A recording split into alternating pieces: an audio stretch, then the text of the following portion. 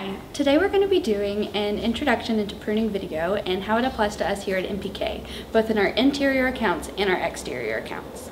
The first thing I want to go over is why you prune. First of all, you prune to make a plant healthier by removing any diseased or dying tissue.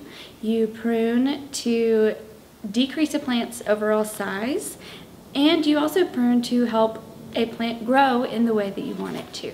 The first method of pruning that we're going to go over is pinching. And I'll show you this here on this lovely Aglaonema silverback.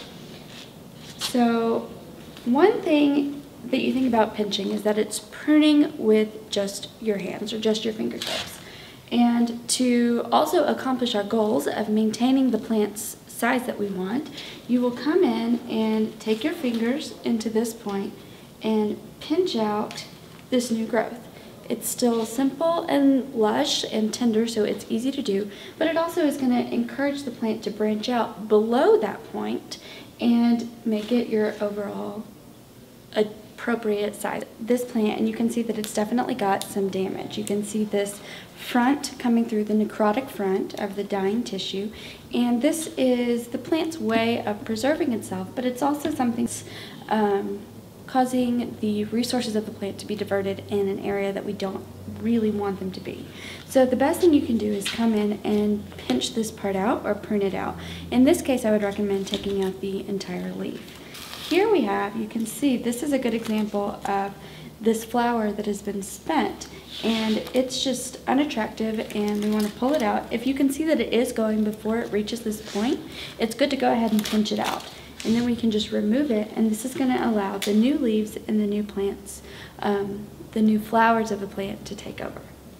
When pinching out the top part of the plant, be sure to make the break at a node.